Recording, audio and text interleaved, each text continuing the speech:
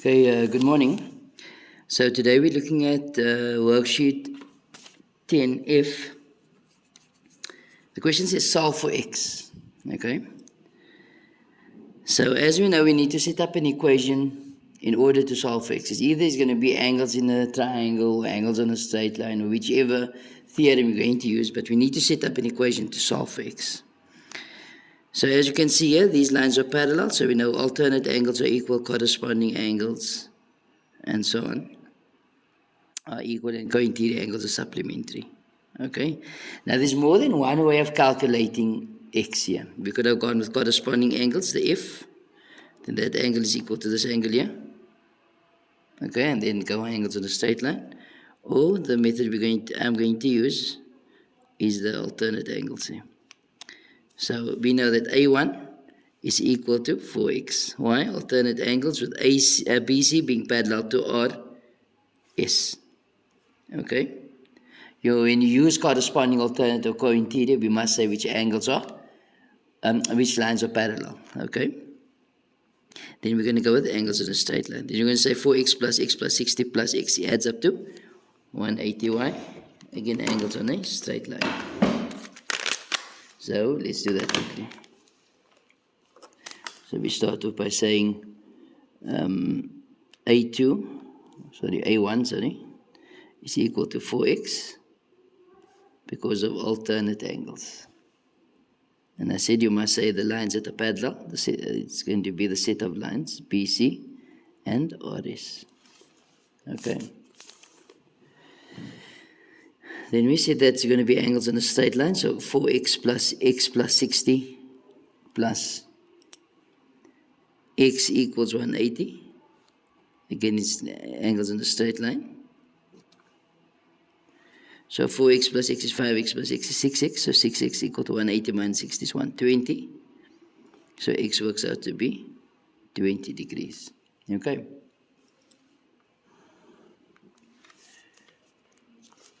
Let's look at number 2.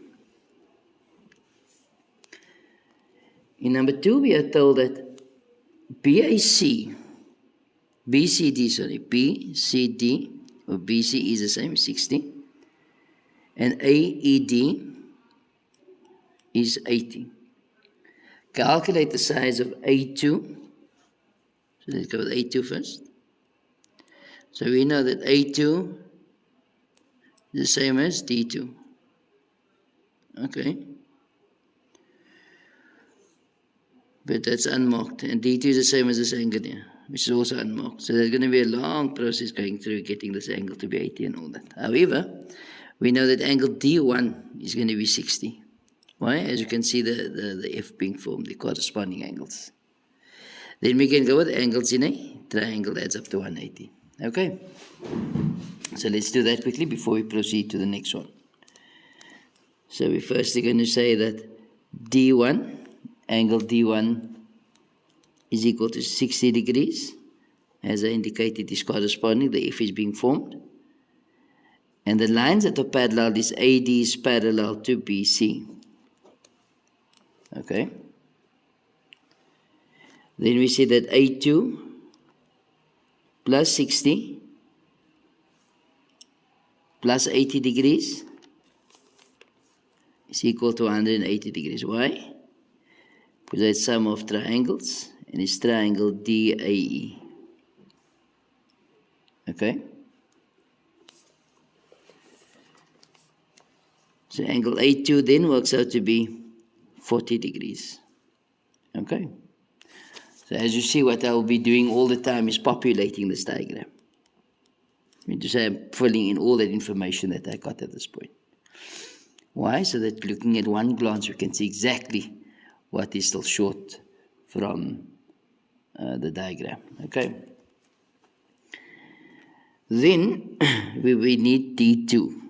Okay, as you can see there, D2 is going to be alternate angles there. So it's 40 degrees.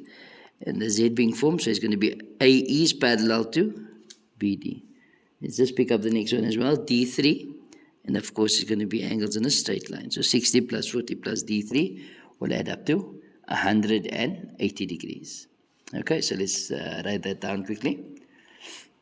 So Firstly, D2 is equal to 40 degrees. As I indicated, it's alternate angles, with AE being parallel to BD. Then we know that D3 is equal to 180 minus 40 minus 60. That is angles on a straight line. So you just write this straight line. So it's going to be 80 degrees, looks like. Yes, 80 degrees. Okay, so they were looking for A2. I got A2, D2, D3. Okay, now let's look at the next one, which is, I'm just fill this in again, it's 80 there. Then I want B2. Okay, B2 is already marked as the same mark in there, so I'll say 40, it's alternate. As you see the Z being formed there, with AD being parallel to BC. And then B1, that line is parallel to that, but I don't have that angle. B1.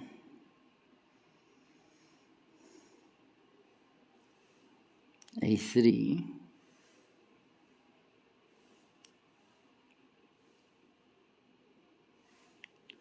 Okay, you see these lines are parallel. So B1 will be alternate to this one there. Can you see?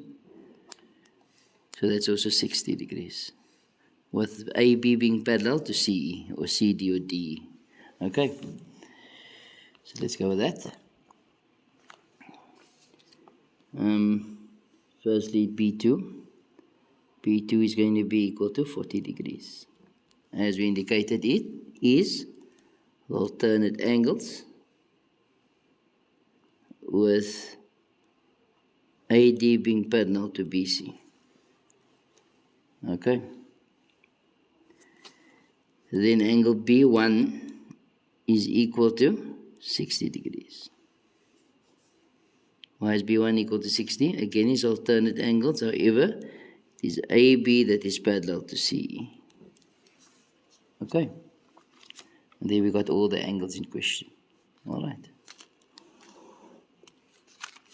Let's look at number 3.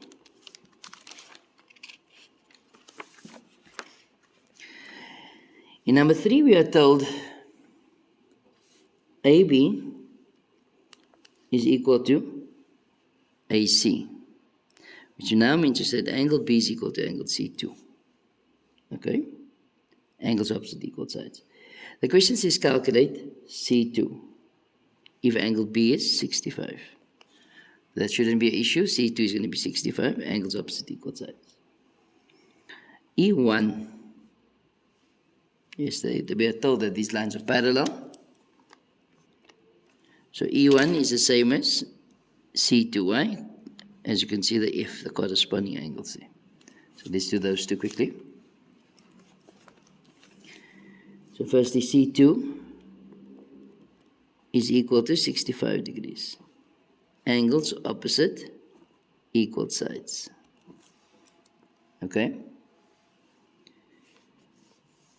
Then we said E1. Angle E1 is also 65 degrees. Why?